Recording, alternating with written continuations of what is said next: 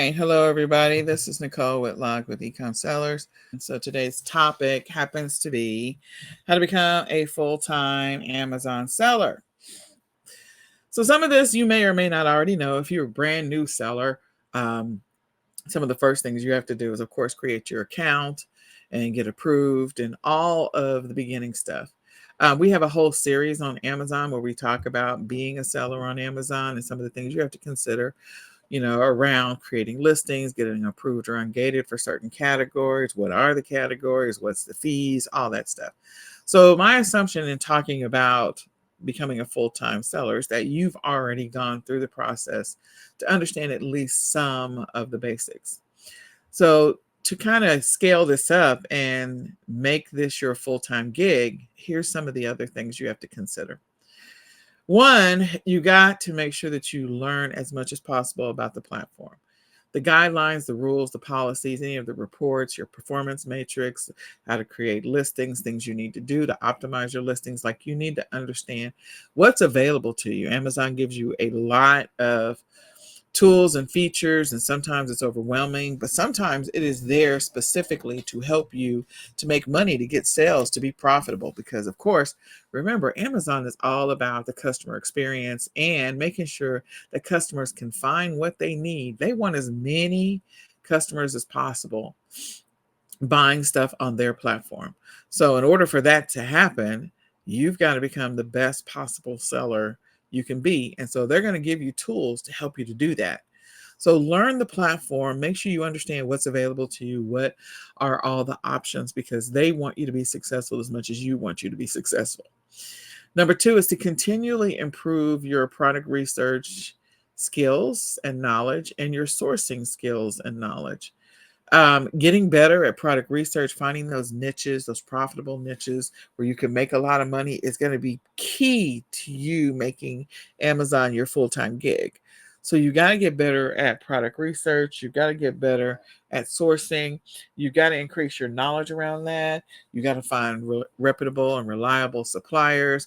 You've got to find good quality products. You got to find that in-demand product, or maybe create your own private label products. But these are things that you have to continually improve.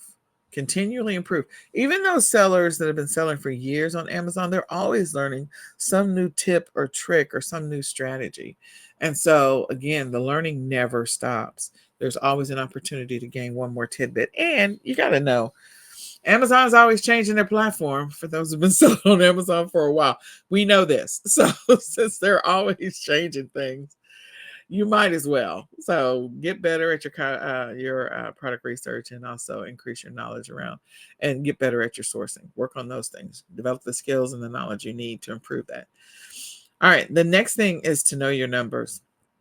In order for you to be a successful seller and to be able to scale on Amazon, you got to know your numbers. You got to know what numbers you have to beat, what numbers have to improve, how much you need to make and be profitable, like what your ROI needs to be and how much you need to make in order to be able to keep the lights on and keep water coming out of your faucet. So you got to know that information in order for you to be able to make Amazon your full-time gig. You got to know what your sales stats are. So again, as a newbie, as you begin the process of selling on Amazon, you got to start keeping track of that stuff so you know what you need to improve, your areas of opportunity. And again, as you continue to improve your knowledge, you'll learn some additional things on how to increase your profit margins and what kind of deals. Again, as you learn the platform, you'll be able to figure out how to offer sales and what's your break-even point. Like, again, you've got to get better at the numbers thing. Number four is to embrace the administrative side of the business. So some of the stuff I've talked about are definitely administrative stuff.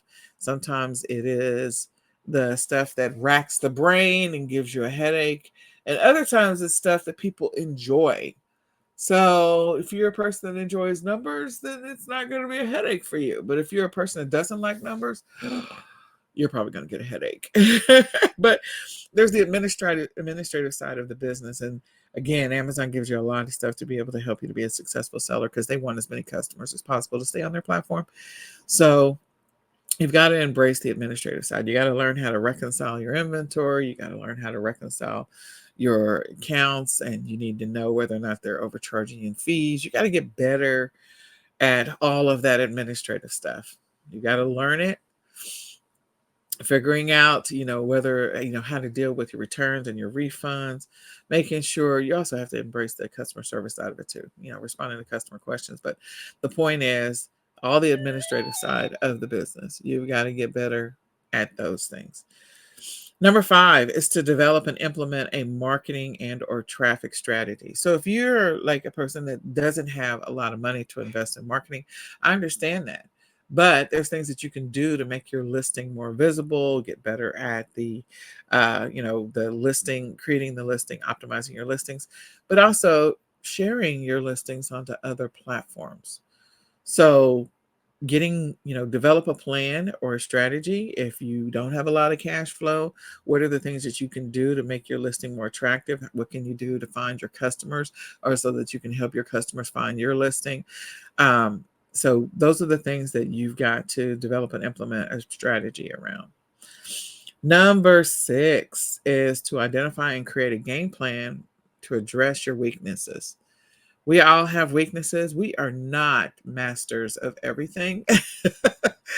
So if you're challenged with some of the administrative stuff, maybe there's some software that you're going to have to purchase to maybe make it a little bit easier for you. If you are challenged with some of the product research stuff, then maybe there's some software. Just know that if you have the software, there's other people that have the software.